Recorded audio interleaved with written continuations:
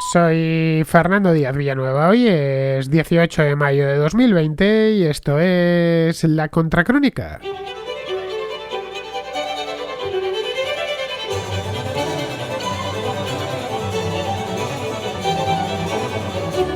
Se ha armado un escándalo considerable en Argentina en los últimos 15 días a raíz de una polémica decisión judicial, que es la de excarcelar a un número determinado de presos, determinado pero sustancioso, aproximadamente unos 2.000 presos, para contener el contagio dentro de las prisiones con motivo de la pandemia de COVID-19.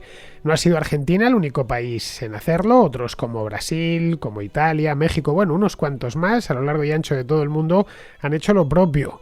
Todo proviene, evidentemente, no de la idea de los gobiernos, o no tanto de la idea de los gobiernos, como de una recomendación de Naciones Unidas que hace cosa de mes y pico pidió a los diferentes gobiernos del mundo que tomasen medidas de descongestión en las penitenciarías para evitar que la enfermedad se expanda dentro de las cárceles y ocasione un problema sanitario de primer orden.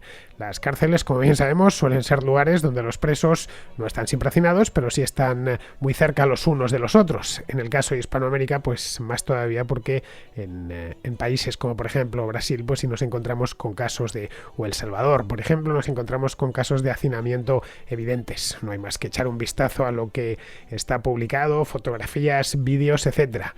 En Argentina lo que han hecho es culpar al gobierno de Alberto Fernández de fomentar la excarcelación, que muchos consideran masiva y arbitraria, ya que, por lo visto, y esto no es una cuestión opinable, es un hecho porque ya se han producido casi 2.000 excarcelaciones, han quedado sueltos criminales peligrosos, han vuelto a la calle con el riesgo que se deriva para la seguridad ciudadana, aparte del hecho mismo de la injusticia de que a un criminal se le ponga a la calle sin haber cumplido su condena. Fernández se ha defendido alegando que no ha sido cosa suya, que esto de la liberación de presos es cosa de los tribunales, lo cual es cierto, pero solo cierto a medias, porque el oficialismo ha defendido durante el último mes, y lo ha defendido con ardor en algunos casos, la excarcelación como una medida humanitaria. No lo ve así buena parte de la sociedad argentina, y por descontado no lo ven así las víctimas, que no saben cómo gestionar ahora mismo y cómo mostrar su impotencia ante lo que parece una medida puramente ideológica, y en algunos casos podemos dar fe que así lo ha sido. Bien, vamos a desentrañar hoy en la Contracrónica las claves de esta polémica que tiene a la sociedad argentina dividida.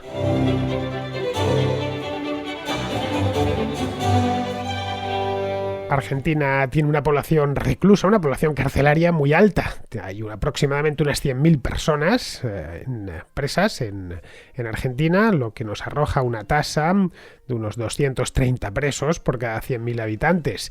Estos son datos que estoy tomando de Prison Insider, que es una página que, la podéis consultar. Se pueden consultar todos o prácticamente todos los países del mundo, y estos son datos, en el caso de Argentina, son datos del año 2020. Argentina, recordemos, tiene 44 millones y medio de habitantes, por lo tanto es relativamente fácil sacar esa tasa. Es una tasa parecida a la de Colombia, ya digo, 230 presos por 100.000 habitantes. En Colombia están en 226, en la República Dominicana algo más, 244. A modo de comparación, por ejemplo, con España, que también lo tengo delante, lo que con una población similar a la de Argentina, tiene 2 millones de habitantes más, 46.800.000, pues tiene aproximadamente unos 55.000 presos y una tasa de 127 presos por 100.000 habitantes, es decir, considerablemente menos, no la mitad, pero casi la mitad que Argentina. Bien, pues con el país ya más o menos nos hemos hecho una idea general de cuántos presos hay en Argentina. Son bastantes, tanto si lo comparamos con España como si lo comparamos con otros países del mundo. El tema de Argentina es que es un país que lleva ya unos cuantos años en crisis económica.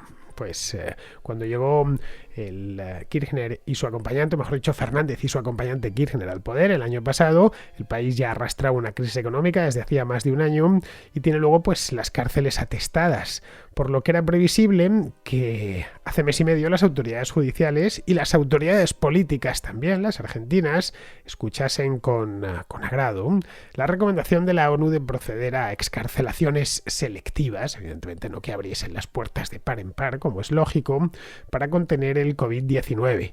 Esta enfermedad, creo que ya a estas alturas, a la segunda quincena de mayo, no tiene ningún secreto para nosotros. Sabemos, especialmente para los españoles, eso os lo puedo garantizar, que vivimos este flagelo desde hace más de 2 meses. Conocemos bien cuáles son sus vectores de contagio, todas las instrucciones básicas que tenemos que observar cuando salimos a la calle, cuando estamos en el supermercado, etcétera. Bueno, que estamos metidos en casa todavía hoy por razones fáciles de entender, y es que no quieren que nos juntemos entre nosotros para no transmitirnos precisamente el COVID-19, de tal manera que hay una relación directa entre hacinamiento y transmisión de esta enfermedad, no solo de esta, sino de muchísimas. El hacinamiento es uno de los principales aliados de todas las enfermedades que en el mundo han sido. Esta en concreto es especialmente contagiosa, es una enfermedad que además no tiene cura y por lo tanto, una vez se ha declarado la enfermedad, si se declara por ejemplo un cuadro complicado, pues las probabilidades de terminar mal o muy mal son muy altas. De hecho, la única manera efectiva que tenemos de luchar contra el COVID-19 es mediante el distanciamiento social, es decir, vernos poco y si nos vemos, pues a distancia, utilizar mascarillas, guantes y todas estas cosas. En una cárcel hacer esto es complicado, creo que es obvio, tampoco hace falta explicarlo mucho, más todavía en una cárcel que está rebosante de internos. Vamos, ahí directamente el distanciamiento social no es que sea difícil, sino que es simplemente imposible de conseguir. La recomendación de Naciones Unidas se refería, cuando en su momento lo dijo Michelle Bachelet, que es la alta comisionada de Naciones Unidas para los Derechos Humanos, vino a decir que se refería a presos no violentos. No especificó mucho porque tampoco podía hacerlo, obviamente. Es decir, presos no violentos, sin delitos de sangre. También que se diese prioridad a presos con problemas de salud previos, es decir, el que ya estuviese un poco tocado, pues que le dejasen salir, o que lo mantuviesen fuera con, qué sé yo, una tobillera, por ejemplo, en arresto domiciliario, pero que por una cuestión puramente humanitaria, porque esto la ONU lo dijo por razones humanitarias exclusivamente, y para allá de paso pues aligerar un poco la carga humana en las cárceles, y por lo tanto evitar en la medida de lo posible el contagio.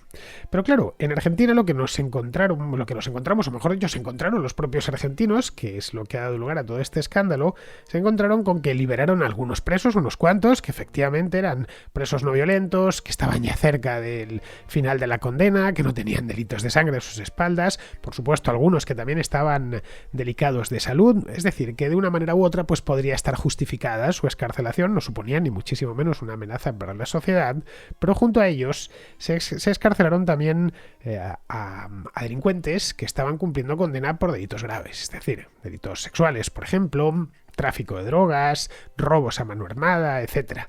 En total, hasta el momento presente han sido excarcelados en Argentina unos 2.000, algo menos de 2.000 presos.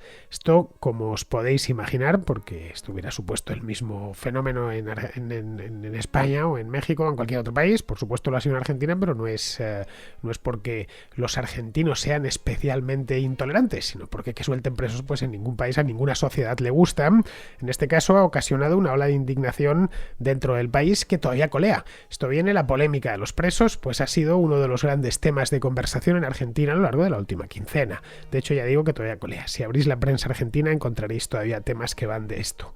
El ambiente dentro de las prisiones pues ya estaba caldeado, además, no es una cosa nueva. Esto es de finales de abril. En aquel momento yo recuerdo verlo por televisión, lo que no sabría decir, no he apuntado el día, pero vamos, debió ser la última semana de abril, se produjo un motín muy violento en una cárcel bonaerense, la cárcel de Villa Devoto. Esta cárcel es una prisión federal. Si la buscáis en internet veréis que está no en el centro de Buenos Aires, pero casi en el mismo, en el espacio urbano de Buenos Aires. No es una prisión que esté a las afueras, está situada, vamos, dentro de la misma ciudad. Pues ahí hubo un motín, los presos tomaron al asalto una planta de la cárcel, es una de estas cárceles que están en un edificio, no sé si tendrá 5 o 6 plantas, se hicieron con el tejado, arrancaron las chapas que cubrían los tejados, la cubierta, y luego ya desde ahí pues protestaron, pidiendo que alguno iba con un machete en la mano y tal, un machete artesanal evidentemente, y bien, pues pedían que que se les liberase y que se les liberase a todos en el acto. La razón que dio origen a este motín carcelario fue que uno de los agentes de este penal había dado positivo en COVID-19 y esto pues les dio motivo para que automáticamente pues ya la armasen. Un motín carcelario es una cosa muy seria, en cualquier país es algo que se aplaca generalmente con gran determinación por parte del gobierno, y es exactamente lo que hizo el gobierno argentino, y se quedó ya la cosa en el ambiente. Como tenemos un problema en las cárceles, que por lo demás, como ya os he dicho, hay demasiados presos, así que vamos a aprovechar que el Pisuerga pasa por Valladolid. Bueno, en este caso, pues no sé, tendríamos que decir que el Paraná pasa por Rosario, y vamos a ver si, aprovechando lo que dice la ONU, soltamos unos cuantos presos. Es decir, que lo del motín de Villa Devoto fue como el preludio de todo lo que ha venido después. De cualquier manera, este motín de Buenos Aires no ha sido el único que se ha dado. En otros lugares de Hispanoamérica han pasado cosas similares. Las cárceles en Brasil han tenido problemas, también en Venezuela. Bueno, en lugares de como Venezuela ha habido unos motines de padre muy señor mío.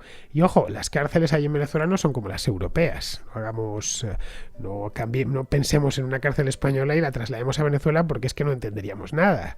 Los reclusos en estas cárceles dependen pues muchas veces al 100% de las visitas de sus familiares, de que vaya su esposa o sus hijos a llevarles comida. Es decir, porque en la cárcel no se les da de comer o se les da de comer muy mal, y por supuesto en este tipo de prisiones la atención médica, digamos que brilla por su ausencia, por ser lo más suaves. Es decir, que si un preso se pone enfermo, directamente se muere.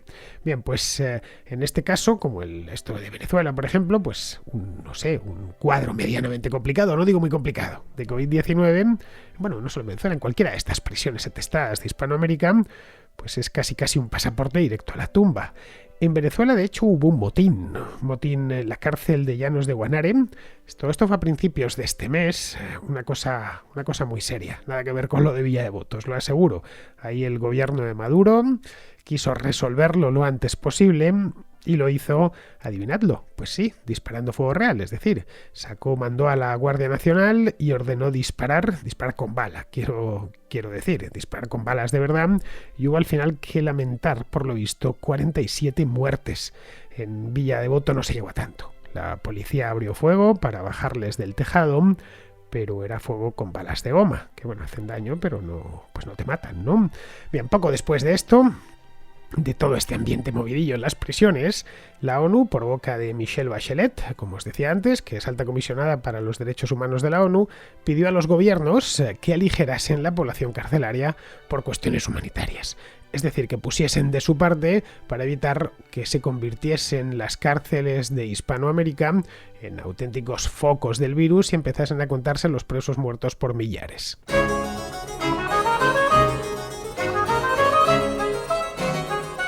A partir de ahí, pues ya todo fue polémica, como nos podemos imaginar, especialmente en Argentina, donde se produjeron, tan pronto como se anunció que iban a empezar a excarcelarse presos, se produjeron caceroladas en distintas ciudades. Yo vi por la televisión una en Buenos Aires, que fue bastante masiva, y hubo como más de 500.000 de personas que firmaron una petición, una especie de manifiesto, que esto se publicaba en línea, obviamente, porque allí también hay medidas de confinamiento, para evitar la liberación de reclusos, especialmente de los reclusos que se estaban en ese momento soltando en las cárceles, o de algunos de los reclusos que se estaban soltando en las cárceles. El gobierno de Fernández había defendido desde el principio la idea de la excarcelación. Tened en cuenta que había habido ese problema anterior con la prisión esta de Villa Devoto, y luego pues su idea misma de, bueno, esto hay que hacerlo por razones humanitarias. Forma parte del paquete de medidas del gobierno que va a adoptar para proteger a la población general del coronavirus. Claro, en este caso se trataba de proteger en todo caso a la población carcelaria, pero si sueltas a delincuentes peligrosos no estás protegiendo a la población general, más bien todo lo contrario, la estás atacando. Ellos la vendieron de cualquier manera, siempre como medida humanitaria, y lo que hizo fue, cuando la cosa ya se salió de madre, es decir, se informó que habían sido liberados, por ejemplo, violadores, decir que él no tenía nada que ver con esto, que eso era cosa de los tribunales, que este asunto no iba con él ni con el gobierno, que en Argentina la justicia es independiente y que a él de hecho no le gustaba lo de la medida de los indultos presidenciales en absoluto, pero que si un tribunal consideraba que se podía soltar a un preso, pues bien, adelante, el tribunal era perfectamente autónomo. Eso es cierto, completamente cierto, en Argentina al menos para esto la justicia es independiente, un tribunal decide si un preso sale o no sale, con los informes preceptivos por parte de la fiscalía y demás, pero también lo es que el propio Fernández, y no solo Fernández, sino también su gobierno, estaban entusiasmados al principio con la idea. La idea esta de excarcelar presos, cuando salió de la boca de Bachelet. Luego, cuando ya vi unos días más tarde, cuando vio que estaban poniendo en la calle a violadores, pues en el acto ya el presidente reculó. Dijo, se distanció del asunto, esto yo no quiero saber nada, esto no va conmigo, no me parece ni bien ni mal, simplemente me limito a dar constancia de que yo no he tenido nada que ver con esto. Claro, este asunto presenta en sí muchas aristas. Porque, claro, en el caso de Argentina hay presos para todos los gustos. Los kirchneristas, por ejemplo, querían liberar a un tipo llamado Amadou Boudou, que fuera de Argentina no es muy famoso, pero en Argentina sí es bastante famoso. Este fue el vicepresidente Cristina Kirchner durante su último mandato, pues él fue de 2011 a 2015. Y a este tipo lo encarcelaron, bueno, este tuvo un montón de problemas con los tribunales por casos de corrupción y al final por uno de ellos, el caso Chicone, creo recordar, le encarcelaron. Pero claro, el tema de Amadou Boudou, pues no sé si encajaba exactamente en lo que había pedido la ONU. A ver, peligroso, pues relativamente. Bueno, no es un tipo muy mayor, debe de rondar los 50 y tantos años, pero bueno, el hecho es que querían soltarlo, aprovechando eso que el Paraná pasa por Rosario, pues vamos a soltar al señor Boudou y ya que vuelva a su vida normal. Otros, en cambio, lo que pedían es que no se liberasen a presos que están por crímenes durante la dictadura, todos viejísimos, lógicamente. Las organizaciones feministas, por ejemplo, pues no ponían pegas para liberar presos casi de ningún tipo, siempre y cuando no se liberasen presos que lo estuviesen por violación. Claro, en este caso hasta ahí podíamos llegar. Entonces, como vemos, la cosa, cada uno ha barrido para su casa. A las abuelas de la Plaza de Mayo, por ejemplo, que son muy cercanas al kirchnerismo, como bien sabemos, les parecía bien lo de soltar presos y así lo hicieron ver, pero exceptuando a los que están en la cárcel por torturas y detenciones durante la dictadura, lo cual está muy bien, todo hay que decirlo, pero claro, eso significaría que hay delincuentes de primera y delincuentes de segunda en función de las filiaciones y las manías políticas de quien pida la medida, y como consecuencia, y esto es lo más injusto de todo, víctimas de primera y víctimas de segunda. Es decir, que si eres víctima de un violador que han soltado, pues te fastidias. En cambio, si eres víctima de un torturador en tiempos de la dictadura, pues no, en este caso te puedes dar por satisfecho porque tu torturador va a seguir en la cárcel. Pero claro, aquí como vemos no estaríamos hablando de humanitarismo, sino de política, que es una cosa bien distinta, que es por donde al final ha terminado derivando todo este tema de los presos y las excarcelaciones. Luego en esto de excarcelar presos se abre otro debate interesante, que conforme yo empecé a seguirlo me di cuenta.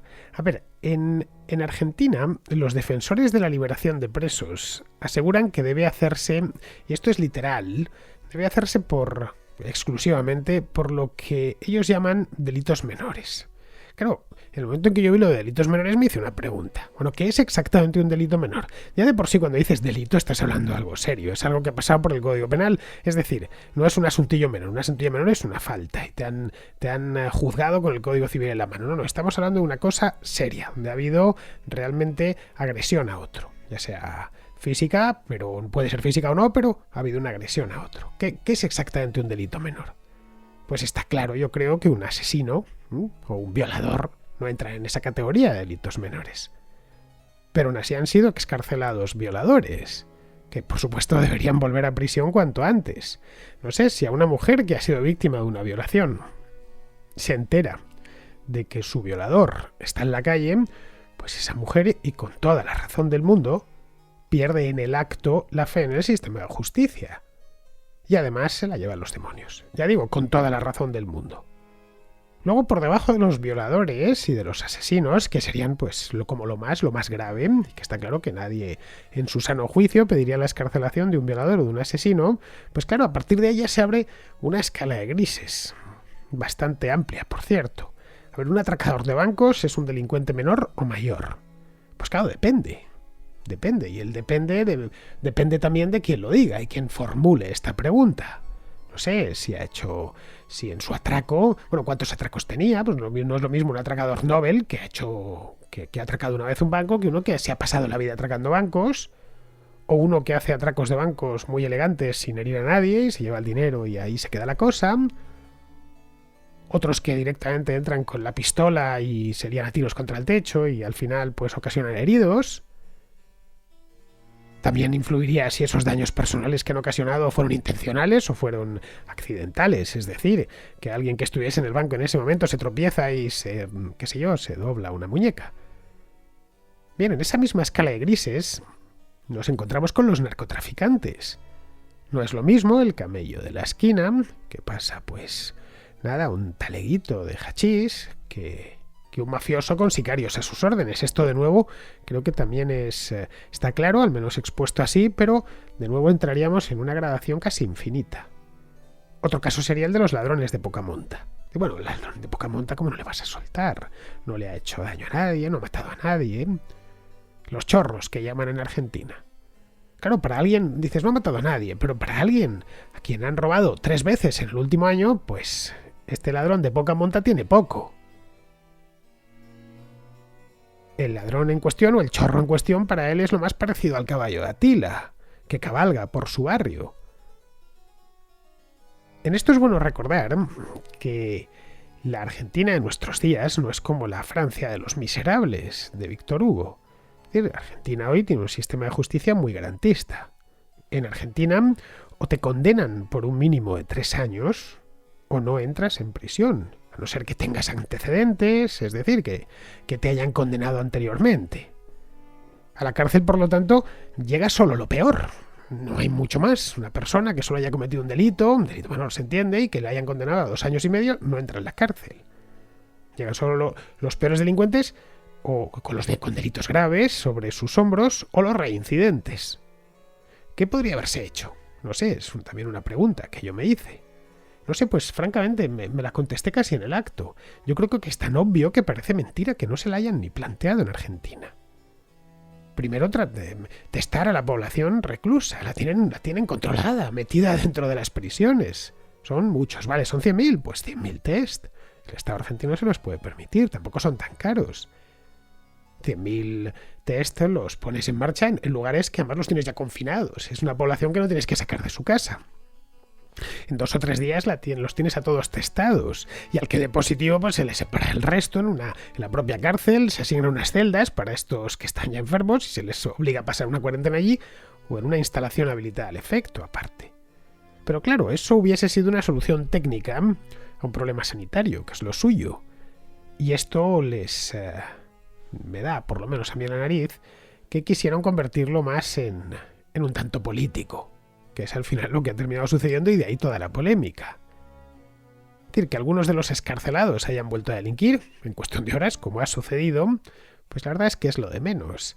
A fin de cuentas, las excarcelaciones, o mejor dicho, los que han puesto en la calle y han vuelto a delinquir, estos tipos, los que excarcelan, rara vez padecen los delitos en carne propia.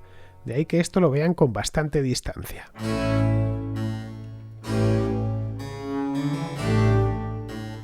Vamos con la contrarréplica, empezamos con Andrés, que nos habla del tema este de la policía que tratábamos la semana pasada.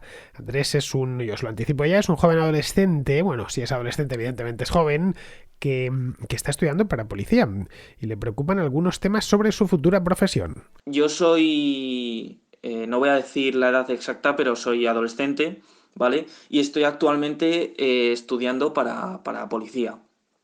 Entonces, me gustaría saber tu opinión sobre el por qué, o cuál es tu teoría sobre el por qué que no me sale la palabra, está tan extendida la idea entre los jóvenes, entendiendo por jóvenes adolescentes, de que la policía es mala. No sé, yo estoy de acuerdo contigo, la policía aquí en España es buena y hasta cierto punto, bueno, hasta cierto punto no, es necesaria y hacen un muy buen trabajo y tal. Y de hecho a mí me enseñaron de pequeño que hay que respetar a la policía y la policía pues está para ayudar al ciudadano.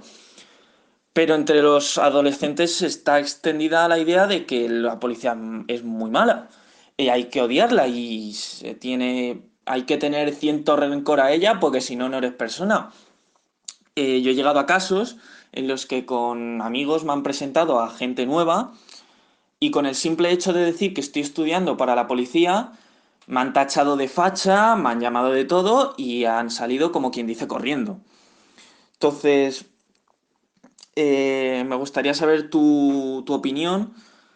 Para mí, mi teoría es que al estar en contacto con temas de alcohol y drogas, legales y no, a edades tan tempranas, pues yo tengo la teoría de que ven a la policía como algo malo, que les quita libertades y que les prohíben hacer cosas, como un padre 2.0, por así decirlo. Y pues me gustaría saber tu opinión sobre eso. Y si estás, pues también tu opinión, me gustaría saber tu opinión sobre el por qué está también muy extendida la idea entre los adolescentes de ser sí o sí de izquierdas. Porque a ver si va a ser verdad lo que dice Vox, de que en las escuelas se adoctrina a los niños para que tengan esa ideología, porque entre las chicas de momento no he visto ninguna que no vote a la izquierda o que no se defina como, yo que sé, como de Podemos o de PSOE. No sé si me entiendes. Los chicos es un poco más frecuente verles que son de derechas y tal, entendiendo derechas como la definición que dijiste, ¿no? De que los que son de derechas son los que están a la derecha del PSOE y los que están a la izquierda son los que están a la izquierda del PSOE, incluido el PSOE. Entonces, me gustaría saber también tu opinión sobre eso.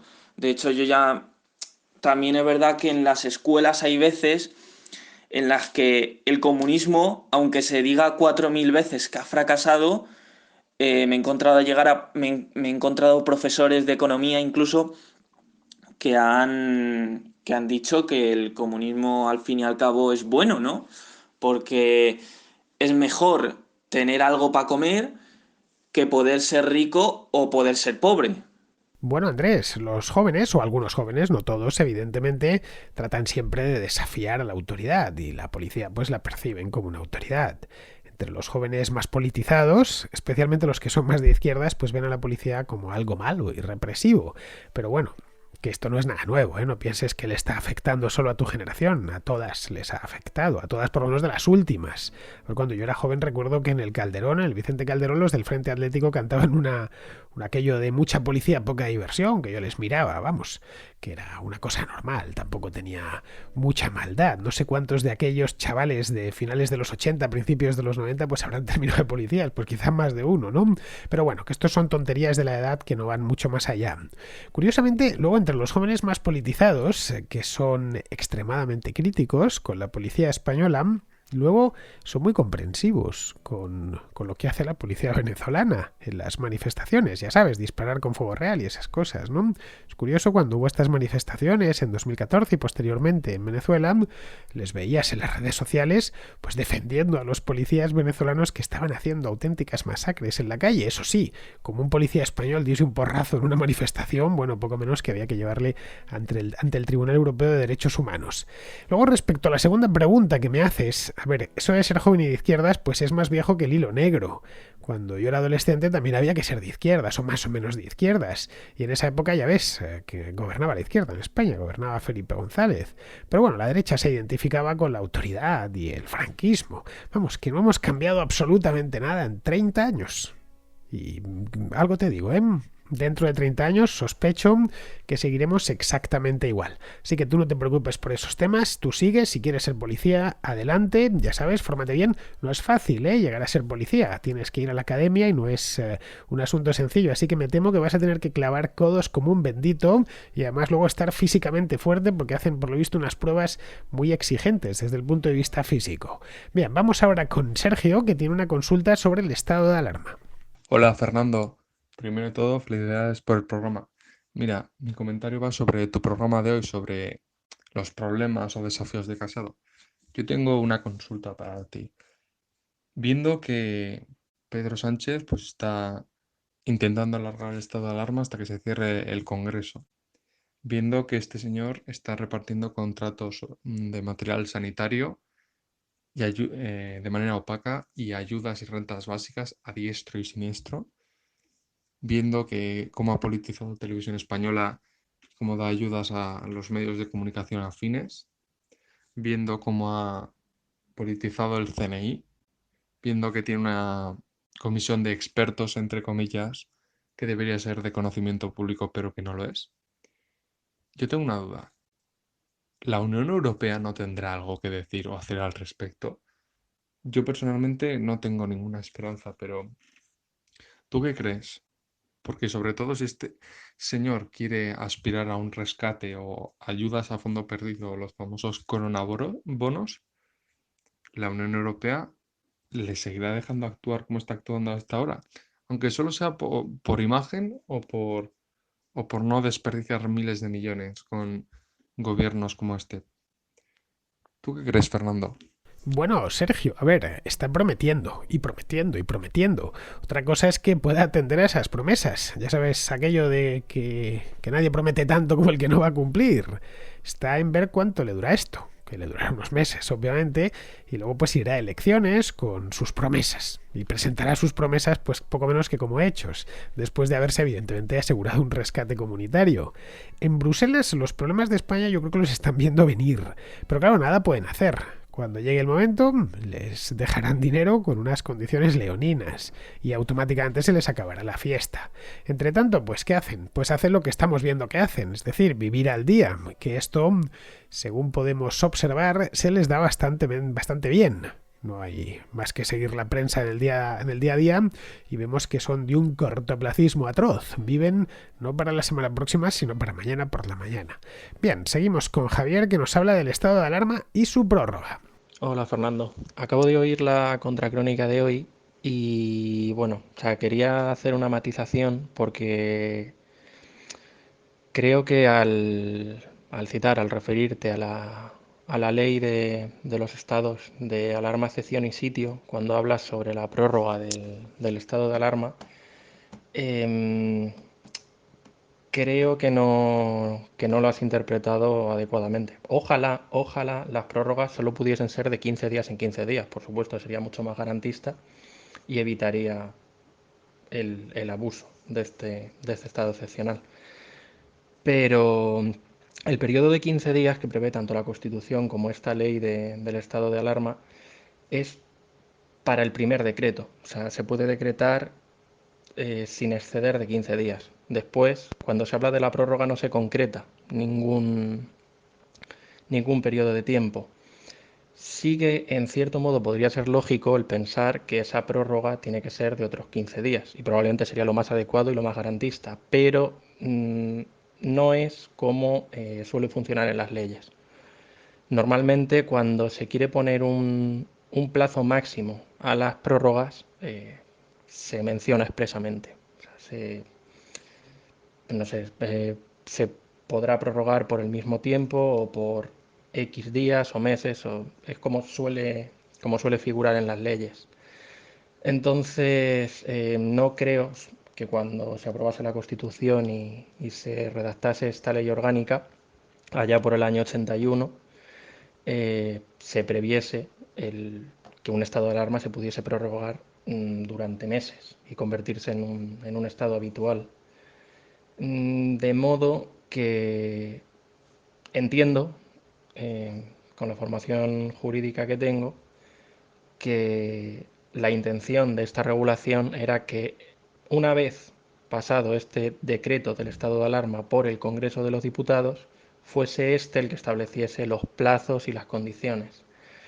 Es cierto que con la nula separación de poderes que hay en nuestro país, no es algo que fuese muy previsor y muy garantista para limitar el poder del Ejecutivo.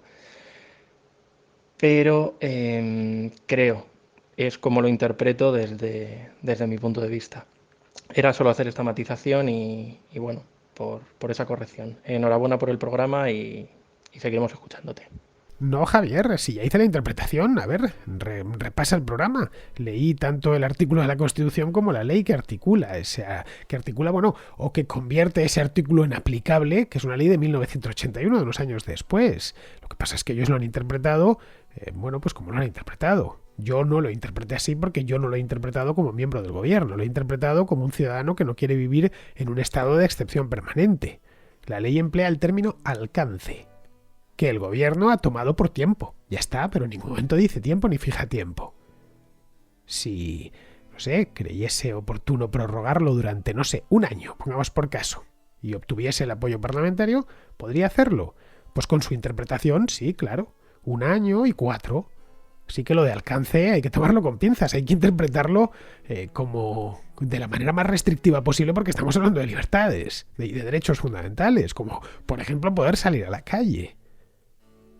Es decir, yo lo interpreto como una persona que no quiere vivir en un estado de excepción. Y creo que lo deberíamos interpretar todos así. No lo puedo interpretar esa palabra alcance como tiempo.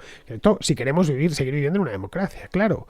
Otra cosa es que, bueno, pues es que hay otros que les vayan las dictaduras más o menos encubiertas, lo cual, por supuesto, no es mi caso.